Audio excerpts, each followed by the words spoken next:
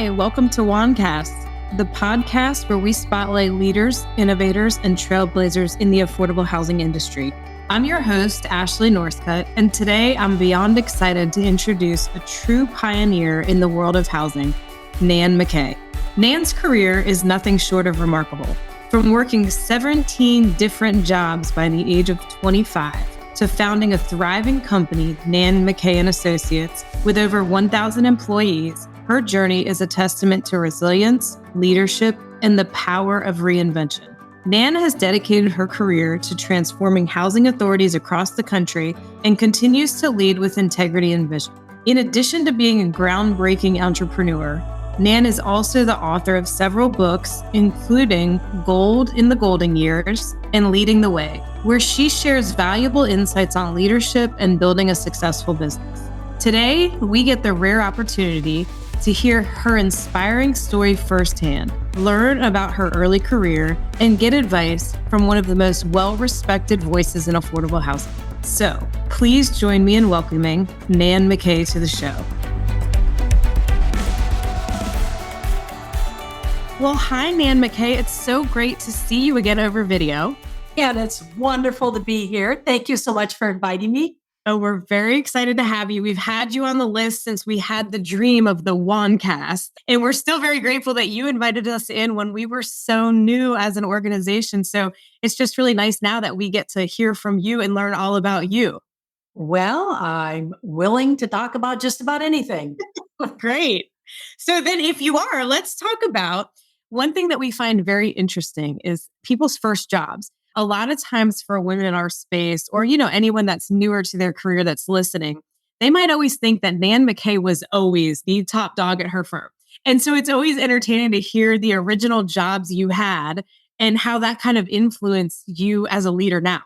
See, my first paid job was actually a cashier in the lunch line in high school. But I had 17 jobs by the time I turned 25. I sold grocery. I was a flight attendant. I've been a secretary, a dental assistant, a proof operator at a bank. And even when I worked for the housing authority, I did cocktail waitressing at night. And I got my bachelor's and my master's while working full time in the housing authority. So I've always done more than one thing, let's say. So when you talk about being a cashier at high school, you went to school there and then worked during the lunch hour? Yes. Or didn't just cashier for the students buying their lunch. That's a great program. I feel they should bring that back so students could earn money for that hour. What was your favorite job of the 17 you had during that time? Oh, it's hard to say, but I would guess the flight attendant because it was so different. I worked for American Airlines. And even as a little kid, about 14, 15, I used to go take my dates out to the airport to watch the planes take off and land from Peoria, Illinois. And that was so exciting to me. And when I finally got old enough to be able to apply as a flight attendant, I said, I'm going because I wanted to see the world. I wanted to see what people were doing. I wanted to see something other than Peoria. Yes. I feel that same exhilaration about flying. So my dream job is a flight attendant. I've always wanted to do that. And I've flown a ton in my life. And I still, almost every flight, have that moment where I'm like, we're in this airplane flying. Like all of these people. And it still blows my mind that we get places safely with all these people in an airplane. And I know this has been going on a long time. I just have to give you major kudos for getting a master's. You said undergraduate, master's, while working as a cocktail waitress, while working at the housing authority. Did I hear all that correctly? Well, I didn't finish my master's because I started the business after I was about halfway through. And I had to travel 40 weeks a year. That's what I ended up traveling for about 30 years with the business. So they really didn't have online universities back then. So I just went about halfway through my master's. But I did all that while I was working with the housing authority. And I also think that's neat to talk about people that didn't go to college or people that started college and stopped. You're a Bill Gates. Sometimes you don't need that formal education to get to your full goals. So what made you realize when you were halfway through your master's that, you know what, traveling and keeping this job is more important to me than finishing my master's?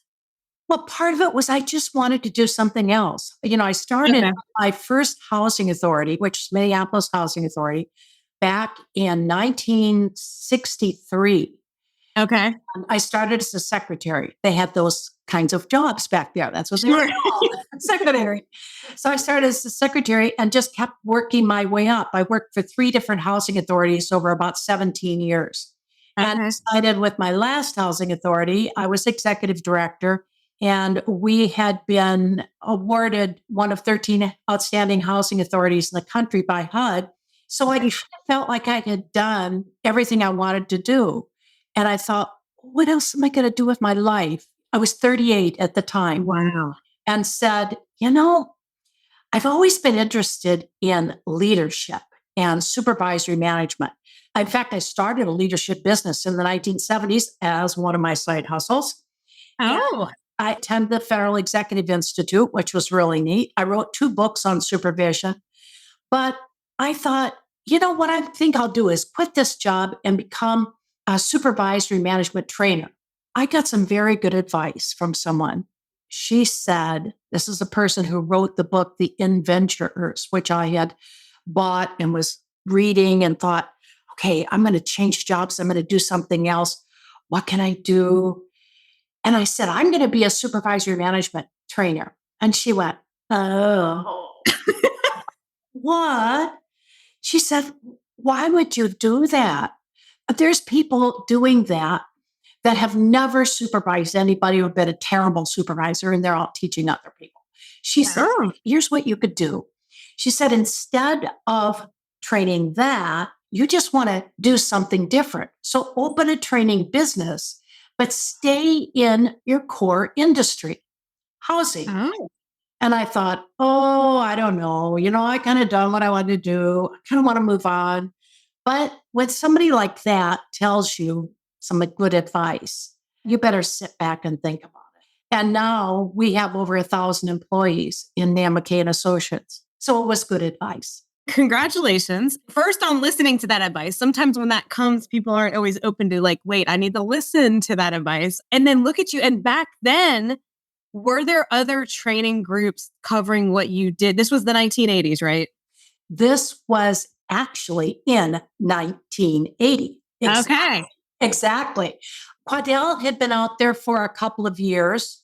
Okay. And NARO was doing some training. But other than that, there really weren't any training organizations like that. But you have to remember back in the 80s, it was so different because we didn't have the internet. No. When I went to train and develop the training, we didn't have PowerPoint. We didn't have personal computers. Personal computers had just barely come out. So how do I do my training? It had to be stand up. But I thought, if I'm going to do training, I better have something because it's all regulatory. I can't just talk down my head with nothing. Yeah. And they didn't even have transparencies back then. So you know what I did? I wrote flip charts. Those great flip charts that people sometimes just take notes or something on? Yeah. I pre-wrote 10 flip charts and put them in a great big travel case and traveled with them all over the country. That is so we were going to talk about the challenges of early business. I feel like anyone listening to this that has only worked during the computer age is like, what? No PowerPoint, no virtual screen, no. That's amazing. And this just makes me think too, during that time when you're traveling all over the country, you don't have GPS or anything. You're using a paper map, right? To find everywhere you're going. Oh, yes. Yeah. And of course, you didn't have Uber or anything like that. No. You had cabs, and that's basically all you had. But it was an exciting time because when I first started out, I was so lucky because HUD came out with a contract for this new thing they developed, and you're going to get a kick out of this. It was called Housing Quality Standards. Okay. Now, they had never, when the certificate program came out, which is now the voucher program, they had no inspection standards, none. So they developed those in 1980, and they wanted some people to train it. And here's the little kid from Peoria. There's no way I'm ever going to get a chance to bid on something like that. I wouldn't even know how to fill out a great big bid form. So I thought, I wonder how they're going to do this. They bid it on experience, not on dollars. And they told you how much you were going to get paid per person for the session. And it was mandatory training. Every housing authority had to send someone to it. But they gave us some materials and they simply said, you'll get paid for the sessions you do for the people who attend. And I thought, well, I could do that. So I did. And that started me out really in the world of housing training. I feel like that advice came at such divine time. And then this contract to come at that, when all the stars in your life are aligning, and you're like, okay, I keep going. This is where I keep going. And look, I just think it's amazing too. And now you have 1,000 employees from that start. And have there been challenges along the way that where all the stars weren't aligning? Were there times when you're like, what am I doing with Nan McKay Associates? What should I do? Should I change? What were some challenges you've encountered? Let's count the number of times. Because we're talking about my last day here. Yeah, there were a lot of challenges. The biggest challenge I think I had was being just a little tiny company of me and a couple of friends who were my trainers that were working in housing authorities and took time off to just go out and do some training. Wow. But other than that, I had to do the business stuff while still being out there doing the training, because when people know it's you, and I'd done a lot of training for NARO and other places, and I had really been active in NARO. I had been president of the Minnesota chapter, and then I was vice president of the region, but on the first housing committee, did all that kind of stuff. But neat. So I knew a lot of people, but they usually wanted me to do the training. So I had to somehow be doing the business and the training. And I did that for 12 years without having anybody to manage the business when I was home. I would say that was probably the hardest thing of all. I think the second thing was I always thought, oh my gosh, I've got all my eggs in one basket. What if HUD goes down? Now, you might say, how could HUD go down? Well, I look at what's happening today, what's being floated out there today, and it's like cash for units or something like that, where they're talking about giving people cash instead of giving them the voucher instead of cash. And instead of the subsidy program, it would just be cash to go out and find your own housing. Well, they did that too in the 70s and 80s area, where they were going to have HHS manage the program, the voucher program, instead of HUD. That was being floated. So I always thought, here I am just doing the HUD stuff. What if they put it over here on HHS? I don't know where I would stand on that. So I always, and this is not necessarily a positive thing, but I always had another side hustle going in case this one somehow evaporated. So my side hustles is I had a computer software company for 15 years. Oh my goodness. I did housing software, finally sold it, but I did that. Oh my gosh, I did a lot of things. I started a catalog where I had like a gift store kind of thing. I did all kinds of crazy things, but I always thought, boy, I better have something in my back pocket just in case. And so I probably am the side hustle queen of the world. When there wasn't any such thing, Right. Side hustles. But it's such an inspiration to me just listening to you. I'm like, all this energy and all these jobs and all these things at the same time. And tell me about your family life cycle at this time, like 1980. You have side hustles. You have this job that you're running and worrying about making sure you still have it. Were you married with children? Were you single? What was your family cycle like at that point? I was married, and John, who is the CEO of the company today, was 8 years old, and Molly was 10. My daughter was 10. What's really interesting is after all these years, John, who has done a fabulous job with the business, he has grown it beyond anyone's expectations and does a great job and has so much integrity. I'm so proud of everything he's done because he's taken it to a whole nother level. And then Molly, who was an attorney for 20 some years, has now come on board as a trainer and consultant. So we've got kind of people folded back into the company again.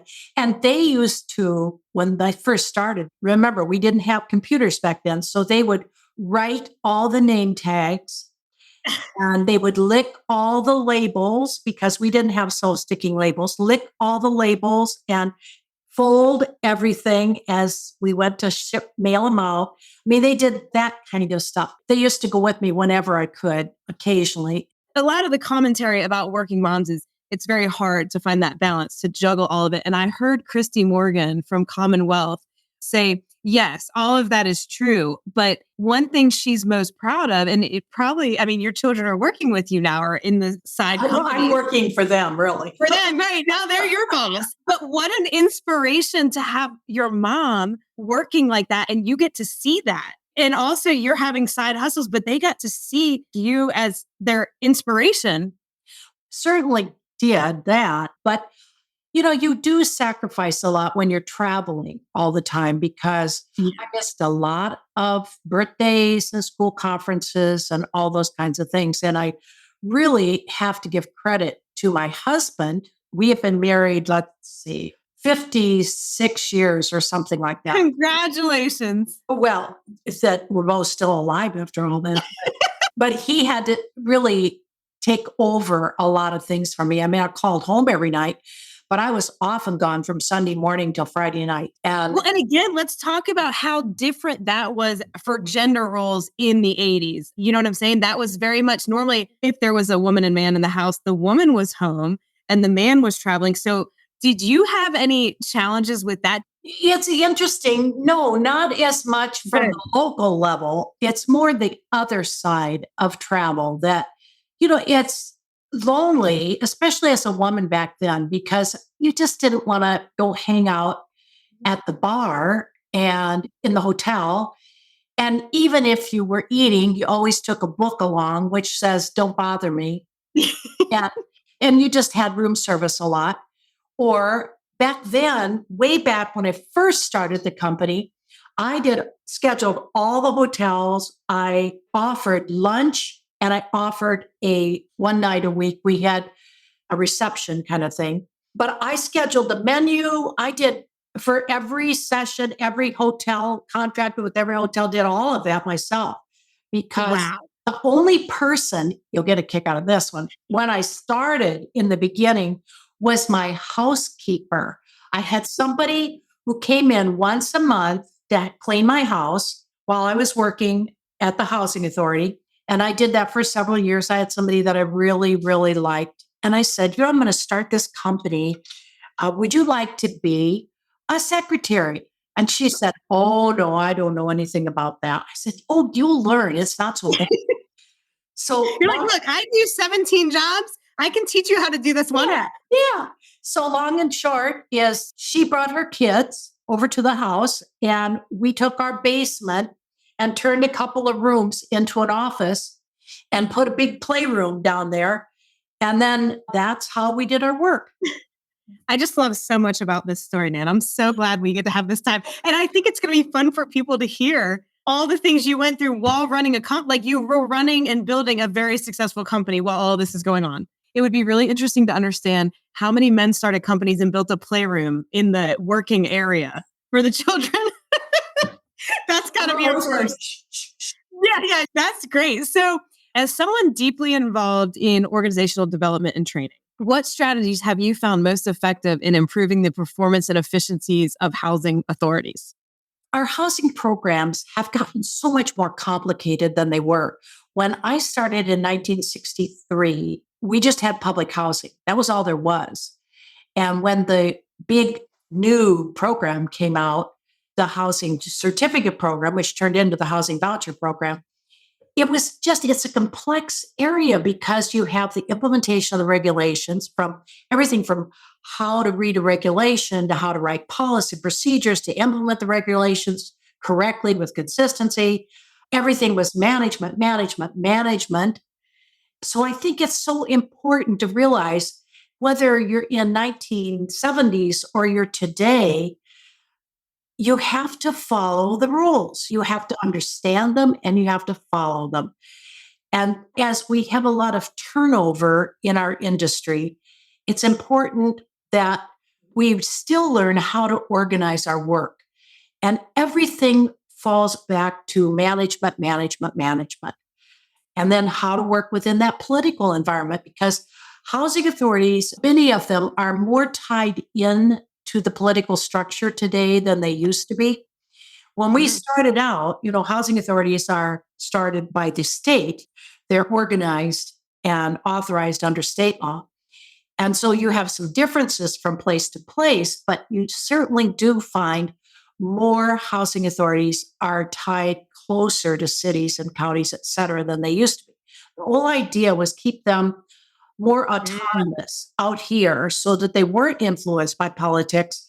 But as we go through time, we do see more involvement with the government levels.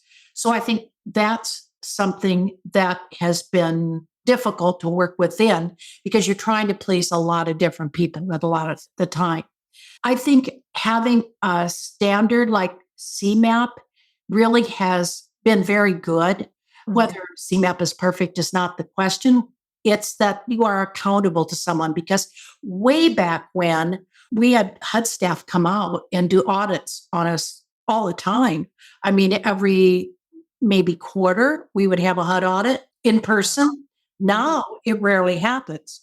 So HUD has to find a way to audit housing authorities. And the way they're really doing it more than anything else is through their own systems that they're building. So we have standards that we have to follow.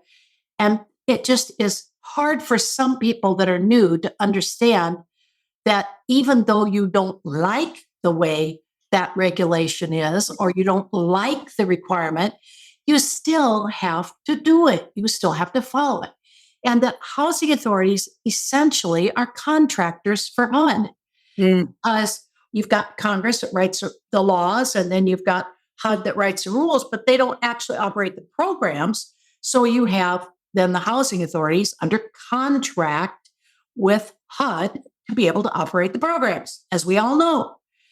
The issue is when you're a contractor, you don't say to the person that is your boss up there, well, I don't like this, so I'm going to change it. You can't do that. I mean, you have to stay within the boundaries. And so I think that's sometimes the hardest thing for people to do. Second thing is, I think we put our training and our money into regulatory topics. And yes, that is extremely important, as I just said. However, everything rolls down from the top. And therefore, management and leadership and someone going forward as the role model in this is how we're going to do it. We're going to do it well, and we're going to do it right. We're going to get excited because look at what we're actually accomplishing. I mean, those are the things that should just be so exciting to housing authorities today. Yeah. And speaking of leadership, what values or principles have guided you throughout your career, and how do you instill those values within your company? Well, I have to say, I think integrity is number one. And I will tell you, John is absolutely, to me, the best at that. John has a lot of integrity. And thank goodness, because I think it is not an easy world, especially the bigger you get. And then management by example, I think is important because it involves hard work. Clearly. All those things are important. I think another principle is creating a culture of openness and authenticity in communication and decision making. And if I said one more thing, I would say resilience. You get buffeted around a lot. And so it's how do I stand firm and strong and not compromise my principles? And yet, by doing things right and with integrity according to my contract and the rules. I think that's sometimes the hardest piece is that you have a lot of people to please, but you have to be true to yourself because if you ever step on the other side, if you ever take where somebody says, well, I'll give you money or something to put my mother at the top of the list. Or somebody even in government says that to you. You have to say no, because you never, ever want to take that first step onto the other side. You can't go back. So it's important to stay strong. And even though it's not easy, I think it's important to just say, I'd really love to be able to do that. But of course, we have the rules and the laws, and I have to abide by those, right? Other styles of your leadership or things you do at work have you noticed your children doing? Because, it's common where I'll be like, oh, that just came out of my mouth. Like I sound like my mom that I just said that. I can't believe I just said that. I feel old, right? What are some examples of things you see your children do? Oh, they may have picked that up from me. I think resilience, if it means you have to travel 40 weeks a year for 30 years, then that's what it takes. Sure. If you don't want to do that, then you just have to go do something else, because there is nothing that substitutes for hard work. And sometimes today people feel like, well, I should be able to go home at 4:30 or 5. Yeah, maybe that is the culture. And if that's the culture, then I guess you've got to figure out how to work your way around that culture. But sometimes things don't end in our public life. They don't end at 4:30 or 5. Yeah. And so if you're at the top, you're the one that has to say, step up to the plate. I can get this done. I'll do it. I think the thing that is most exciting for me is I used to help the families. And I've said this for many years. Now we help the people who help the people. Yeah. We help the people who help the families to ensure that they're treated fairly and equally according to the regulations. And when I say that, I mean not the local aspirations or employee biases. They just don't have any place in running our programs. And so we have to realize that we are making a big difference in the world. We're making a big difference in that one person's life, and that is the world. Yeah. So the more we can do to be sure that we're doing things right and fair and honest as we can and provide people what they need, it's all worth it. Yeah. And it's rippling out. You say it's one person, but that ripples a lot to families. Like when you help that one person get the housing they're entitled to. Yeah, I like that. Let me ask you quickly, do you miss traveling 40 weeks a year? You know what? I will jump on a plane 3 minutes if you let's see. On one airline, I have over 5 million miles. On another airline, I have 2.3 million. And I love to go. I will go anywhere, anytime. Just put me near a plane and I'm on it. That's great. So that plane theme it's good that you were a flight attendant at one point, because that plane theme has gone through your life. That's great. What advice would you give to aspiring entrepreneurs? We have a lot of women in affordable housing at WAHN that are starting or looking to start like their own consulting businesses, things like that, kind of building on the flexible environment, more say over their schedules. But it is interesting to hear, because when you're running that, like you just alluded to, your schedule may get less flexible because of requirements. So what advice do you have? I was looking around to see if I had it, but this is not video anyway. I've actually written a book on that. Oh, what is the name of it? It's called Gold in the Golden Years, because what I've found was there's a lot of women in their late 40s, early 50s who are saying, is this all there is? I want to do something else with my life. So I wrote a book on how to start and grow a business. And that's what that's all about. There's about a quarter of it that talks about, so here's what it's really like. Are you sure you want to do this? And then it goes into, here's how to do it. And I talk about things that I've learned more with the little business that I started, which is Nan McKay Connects. And I started that as another side hustle. But that, I would say, I've learned is things like this. Find a niche. We tend to want to go too wide. We tend to think, oh, I better not limit it to just this. We get into, I know so much more, I could do this. Or we get into, well, maybe if I made it applicable to more people would buy. So that's what we get into. So I'd say that is where you can get into trouble. So find a niche, then look carefully at that niche to see if there's already a lot of people in that space. So how are you going to stand out different than everybody else? Is your question. And then you have to figure out all the marketing stuff, because the marketing stuff today is not at all like it used to be. I've heard, what is a lead magnet? What is a landing page? Well, how do you create those? Where should I have my email server? This is my fourth place I've had put emails. So you have to decide all of those things. And then I think another thing is important. Decide whether you want to travel or work remotely, because if what you're going to do is going to involve travel, A, it's expensive. B, you've got a family maybe at home, or a dog or something. So that has its own limitations. And then I'd say another thing is decide whether you have enough money to live on to start a business and carry you through at least a year. Like for me, now this is back in 1980, but I had $10,000 in my retirement account and I cashed it out to start the business. Now today, what would that be?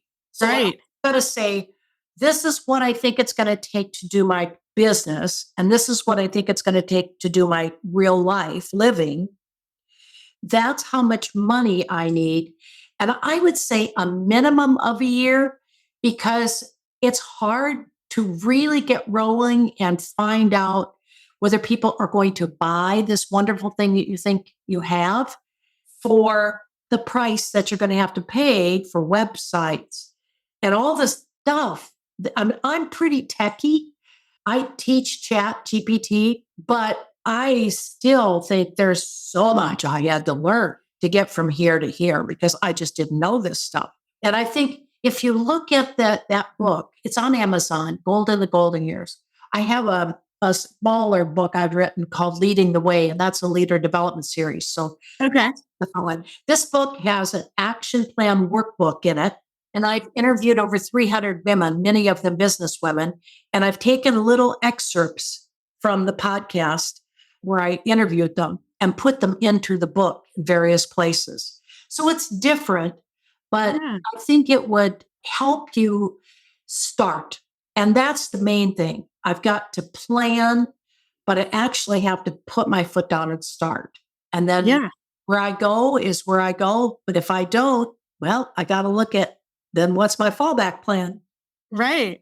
We have a supporting others page on the WAHN website that I would love. I'll talk to you after this, but love to link your books to. We don't take anything. We just link it to where people can go buy it. So it's out there when people are looking. And this sounds like a lot of our members would love to learn more about this and read your books.